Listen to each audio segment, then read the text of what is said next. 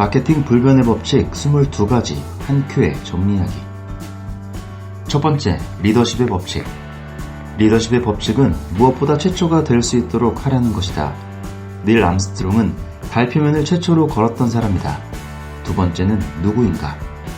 조지 워싱턴은 미국의 첫 번째 대통령이다. 두 번째는 누구인가? 우리는 최초는 잊을래야 잊을 수 없지만 두 번째는 기억조차 하기 힘들다. 더 좋기보다는 최초가 되는 편이 더 낫다. 두 번째, 카테고리의 법칙. 만약 소비자의 기억 속에 최초로 인식되지 못했다면 희망을 버려야 할까? 그렇지 않다. 최초가 될 수 있는 새로운 영역을 개척하라는 것이다. 오바마 대통령은 최초의 대통령이 아님에도 미국 대통령사에 잊을 수 없는 사람이 될 것이 분명하다. 왜냐하면 최초의 흑인 대통령이기 때문이다. 대통령의 최초가 되지 못했다면 흑인 대통령이라는 새로운 카테고리에서 최초가 되면 소비자들은 사랑을 준다. 세 번째, 기억의 법칙.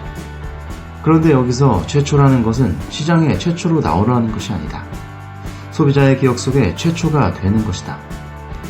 태블릿의 최초는 아이패드가 아니지만 아이패드는 태블릿의 최초처럼 기억된다. 온라인 서점의 최초는 아마존이 아니었지만 아마존이 최초처럼 기억된다. 기억 속에서 최초가 되는 것. 저자 두 사람은 이를 마케팅의 전부라고 표현하고 있다. 네 번째, 인식의 법칙.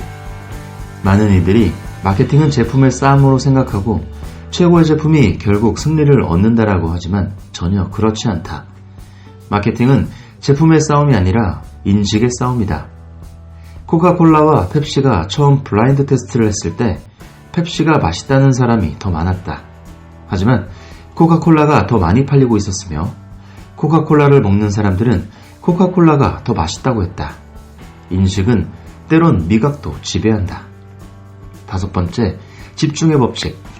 어떤 회사든 소비자의 기억 속에 단어 하나를 심고 그 단어를 소유할 수 있다면 큰 성공을 거둘 수 있다. 2014년 중반 김보성의 의리 열풍이 불었다. 김보성은 한결같이 의리라는 단어에 집중했고 드디어 터졌다.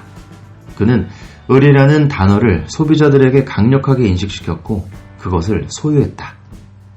여섯 번째, 독점의 법칙. 소비자의 마음속에 심은 단어를 두 회사가 동시에 소유할 수는 없다. 과연 누가 김보성이 소유한 의리를 지금 이 시점에 뺏어올 수 있을까? 과연 누군가가 의리라는 단어를 김보성에게서 뺏어오려고 한다면 김보성에 대한 소비자들의 의리가 가만두지 않을 것이다. 일곱 번째, 사다리의 법칙. 각 영역별로 소비자들의 마음속에는 제품 사다리가 있다. 그리고 그 사다리의 각 디딤대에는 각각의 브랜드명이 있다. 그리고 각 브랜드는 자신의 위치에 맞는 전략을 구사해야 한다. 2등이라면 섣불리 1등이 되겠다고 하기보다 2등을 인정하고 동정을 얻는 것이 더 낫다는 것이다. 자신의 브랜드가 사다리의 어느 쯤에 있는지 빠르게 파악하는 것이 중요하다. 여덟 번째, 이원성의 법칙. 오랜 시간을 두고 보면 마케팅 싸움은 대개의 경우 두 거물 사이에 벌어지는 이파전임을 알 수 있다. 스마트폰은 애플과 삼성의 전쟁이 계속되고 있다. 국내 통신사는 KT와 SKT와의 전쟁이다. 국내 포털은 다음과 네이버의 전쟁이다. 물론 빅3 이론처럼 3명의 거물이 나타날 때도 있지만 3등이 도약하는 경우는 드물다.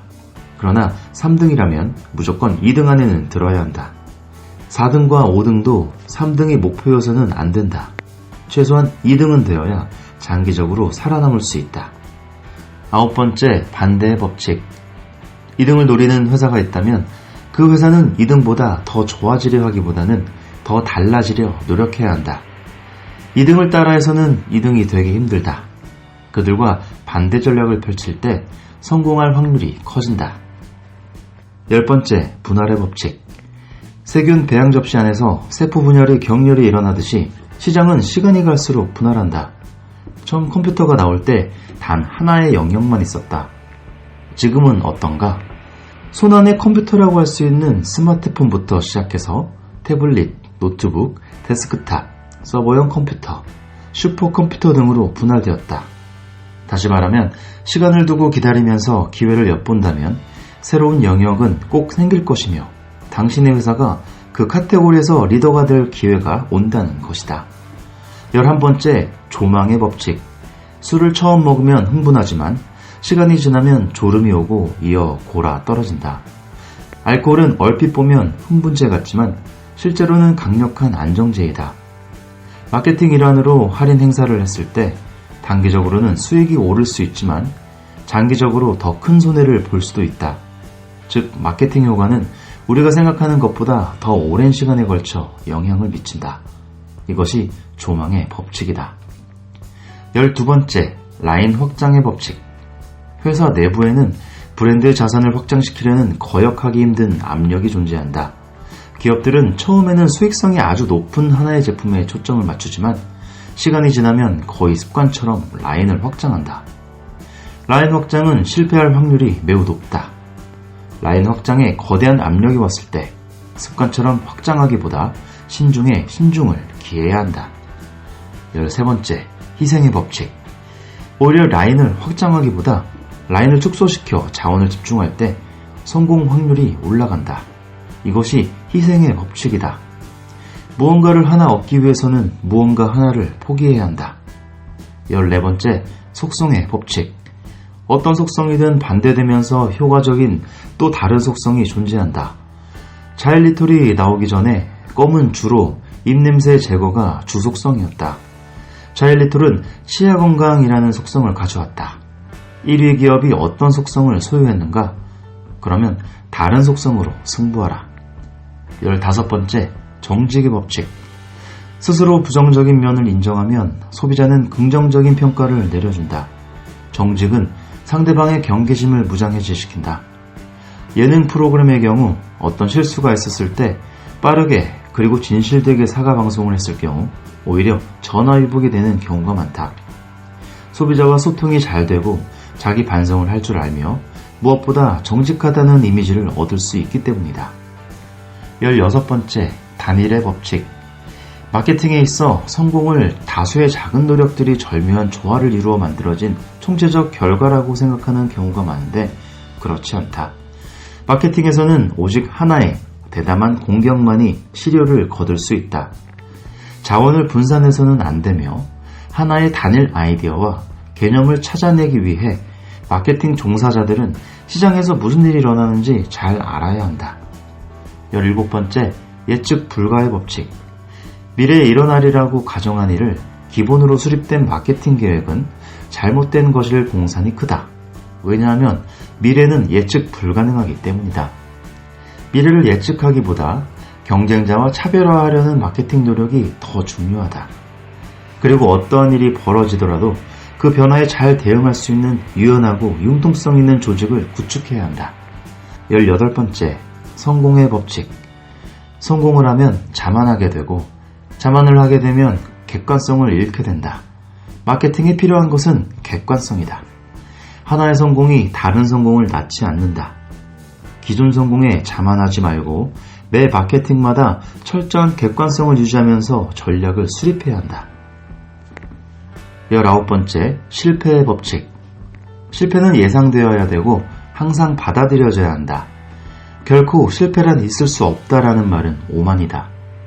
실패는 언제나 있을 수 있기에 그 실패를 통해 무엇을 배울 수 있는지를 아는 것이 중요하다. 실패를 인정하지 않고 억지로 고수하면 손실은 더 커지게 된다. 20번째, 과장의 법칙. 상황은 언론에 나타난 것과 정반대인 경우가 많다. 과장이 심하면 실제로는 그렇지 않다는 것이다. 코카콜라의 뉴코크가 나왔을 때 언론들은 뉴코크에 관련된 긍정적 기사를 쏟아냈다. 코카콜라는 뉴코크가 10억 달러 이상의 홍보 효과를 누렸다고 했다. 기사를 보면 결코 실패할 수 없는 제품이었다. 하지만 처참하게 실패했다. 앨론이 파산하기 전까지 언론들은 어느 누구보다 앨론을 찬양했다. 신문 1면에 나오는 브랜드는 보지 마라. 21번째, 가속의 법칙. 유행은 바다에 이는 파도라면 트렌드는 도도히 움직이는 조류이다. 성공적인 마케팅을 하기 위해서는 마케팅이 일시적인 유행 위에 놓여서는 안 되고 크게 움직이는 트렌드와 동행해야 한다. 유행은 있고 트렌드에 올라타라. 22번째, 재원의 법칙. 아무리 좋은 아이디어가 있다고 하더라도 돈이라는 재원이 없으면 성공적인 마케팅이 되기란 쉽지 않다. SNS 시대에 저비용 고효율의 마케팅도 늘어나는 것은 사실이지만 이슈를 만들고 있는 것은 여전히 대형 미디어에 등장하는 광고다. 광고는 돈이 들고 보통 쓰는 만큼 효과를 보기 마련이다. 돈과 아이디어는 함께 있어야 한다.